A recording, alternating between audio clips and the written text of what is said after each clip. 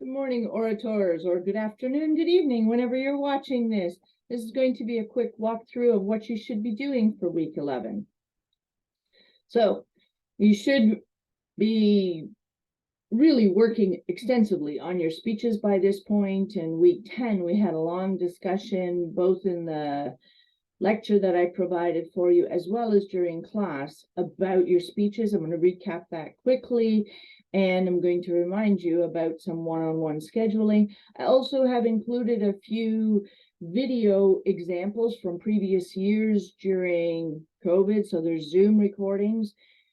I did discover I have to post them separately, so they will be posted separately with the PowerPoint deck in the Professor Judy Google Drive. So, presentations, the intros, what are you doing for an intro? I strongly recommend work with a friend, work with a colleague, maybe somebody you worked on the group workshop with. You, the speaker, have to provide the details to your friend, what they're going to say about you. The person who's doing the introduction, you, the introducer, you need to be genuine, practice the pronunciation. It is quite uncomfortable for the audience and for the speaker if you don't pronounce the name correctly. First name, last name, the way that the person likes to hear it. Generally, have an enthusiastic tone. Do not read from a piece of paper to us because that's very awkward and unfortunate. When you, the speaker, come to the stage, and you'll probably just be sitting at the chair up at the front waiting for the introducer to finish, you start by thank you very much to your introducer. You pause, you smile, you use that Z scan, and now you begin your connection with the audience. Your connection with the audience has to include pathos, and the way you're going to do that is you're going to grab the audience attention, have the audience start thinking about themselves. And the thinking about themselves is tied most effectively to your thesis. Some people have already started to make their appointments to talk to me. I help you build that because this is something that's really, for most people, a novel idea. You want to start typically by introducing yourself, your story, and yet the most effective speeches begin with something else, something that's going to allow the audience to really try to build that bridge by thinking about themselves. Build in your drama. I've given you examples how you build in the drama. Make sure you're using your full body language. Commit to the presentation. Use your voicing to its most effective possibilities. As you are working your way into the opening, your grabber is just beginning to set the stage. Now, you've created that connection with the audience. You need to pause. You need to give your audience a chance to, whoa, okay, I'm thinking about myself. And now you're going to bring in your story, why we're really here for the day. What you're going to do is you're going to preview the 3 points you're going to lay out for us, whether you're laying that out as your 3 body topics or you're laying that out in your story structure of sort of 3 acts and the what is, what could be structure. Keep building in those pauses so your audience has a chance to catch up. Pause is a perfect time to reach over. You'll have a water bottle, not necessarily a glass of water. And build the suspense, build the opportunity for the audience to connect. Give us the preview of that thesis and your 3 sections in the way, the words, the exact words, especially for the thesis, that you'll use throughout your speech. Reminder, you're working at 1.5 to 2 minutes for your whole grabber opening. That's where you should be at by this point in time for a 10-minute speech, right? Now, your 3 body parts. Described a few times, it should be 3 clear topics or 3 clear acts. If you're using the Duarte structure, it's the what is, what could be, Here is what is, here's what could be, what is, what could be, this kind of a moving up and down structure. If you've got your 3 body parts, you typically have an arc where your first one is an important point, but it's not the key point. Your second point is your biggest one, and it's typically where you have your star moment. STAR, remember that acronym? Something they'll always remember. I even put it up on the board in week 10. You're going to restate your thesis each time. This is one of those challenging things. So I know many of you think of a thesis as what's your overarching idea, but I need your thesis to work with all 3 body topics. It's what the audience is going to walk away with. It's the core point. So those of you who are trying to build to a final point, that's not the way I'm using thesis in the context of these presentations. It's that thread that connects all of your body topics together. Remember, transitions, those are the bridges for the audience. Those are the ways that we realize, oh, you're finished the first point, because now you're going to move on to the second one. You're going to give us those audio cues. We, the audience, are hearing your speech for the first time. We don't know the template. We don't know the parts that are coming. We need that help to remind us, okay, so I've just finished telling you about the first step that proves my thesis, and now here comes the second step. You're typically looking at a complete 6 or 7 minutes for your next, like for this whole body section. Now, as you go into the conclusion, this is the quickest piece. This is less than 30 seconds. It goes very quickly. You're giving us a recap. Nothing new is to be introduced in a conclusion. It should be clear that you're ending. You're using your pauses, saying, all right, I've shared with you a story about over the last 7-8 minutes. Because remember, we had that intro and grabber to start it all off. Very clearly restate your thesis. I have spent the last 7-8 minutes proving to you that, and then whatever your thesis was. Your zinger can be a single sentence. It's really tight and punchy, and it's what takes us back to the beginning. So if you started with reminiscing about how The Lion King is an example of growth through experience, then maybe you finish off with Simba eventually became head of the pride because he'd gone through all the necessary challenges. Whatever it works for you. All right, final tips and reminders.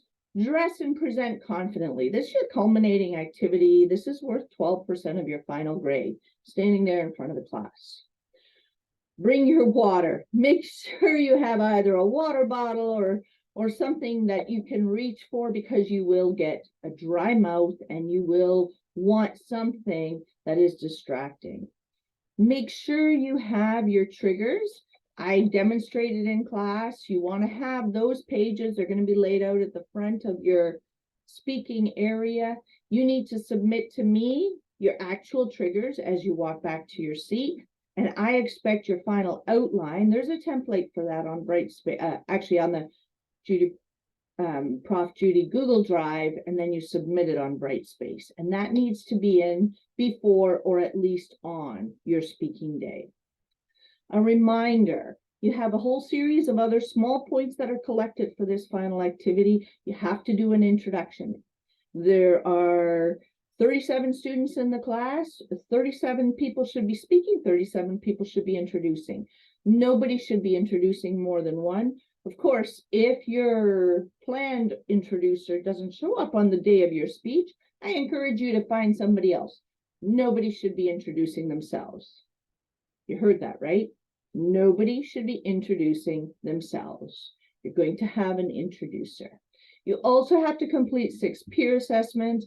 The template is posted for you. It's the DAB structure, and you need to complete those across a couple of days. What that also does is, as much as I encourage everybody to keep coming to hear your classmates, it does give you that opportunity that you can maybe not attend a class in these final weeks if you've got some other exams that you're preparing to complete successfully. Reminders of things you should absolutely not do. No participation questions.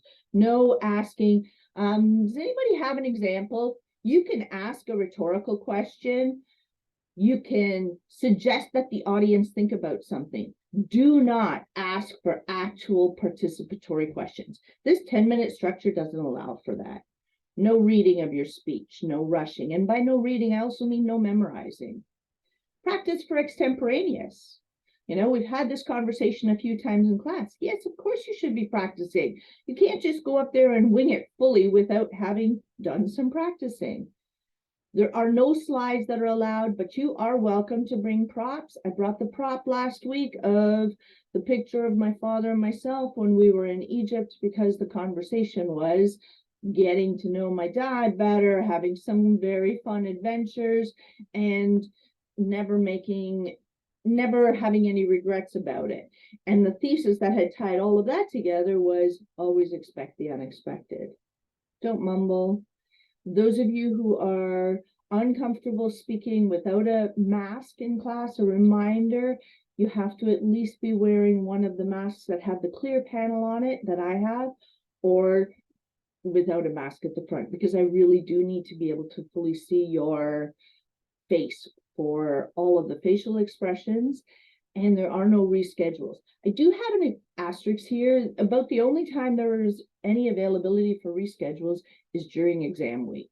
There is no exam in this class, and as you can see, the full schedule was posted on Brightspace, and that's the order we're going through. I really hope we get through all 9 each week, so do the math. I think I had said in class it allows for 15 minutes, but it doesn't even really allow for 15 minutes. It's more like sort of 12-ish minutes per person. So if your speech is 10 minutes, I have a structure of questions I ask you at the end, and then we go to the next speaker. It's a pretty tight turnaround that happens during the presentation weeks.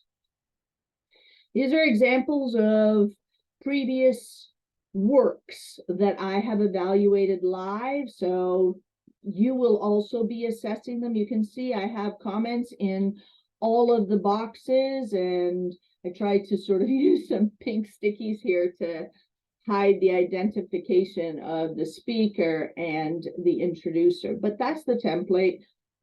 I don't have the flip side of them because, well, yeah, that was the flip side is really what you will walk away with as your self-assessment in the moment, because many times we forget how we analyzed in the moment, and it's good to look at that again down the road. All right, so this is an example of one of the individual speakers we had during COVID.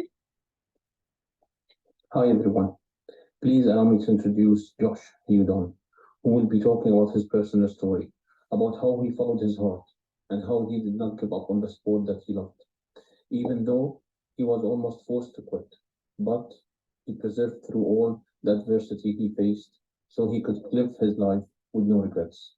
Enjoy. Thank you. Thanks, Bill.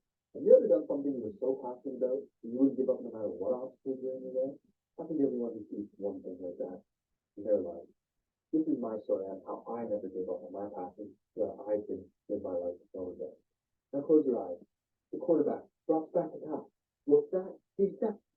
Okay, so had an introducer who introduced Josh Hudon, was a student that I had a couple of years ago, and the video is posted on the Prof. Judy Google Drive, and it includes that introduction and the actual speech.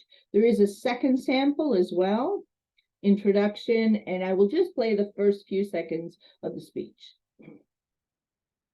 Hi everyone, our speaker is going to remind us why making memories and experiencing new things is possibly more important.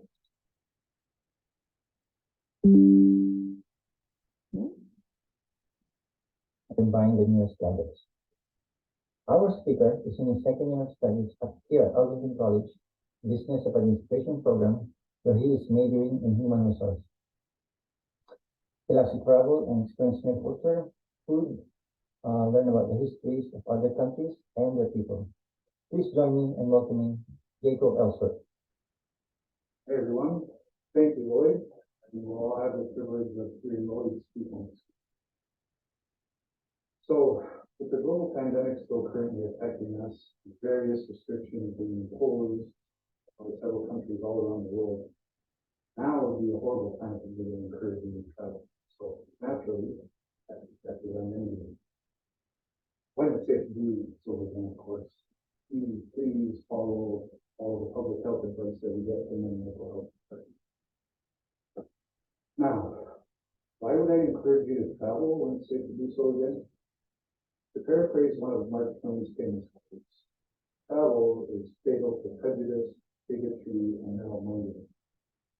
And you won't acquire favorable views of other people and cultures by dedicating in your own little corner of the earth. Travel enriches our lives and it helps us understand others as well as understanding ourselves.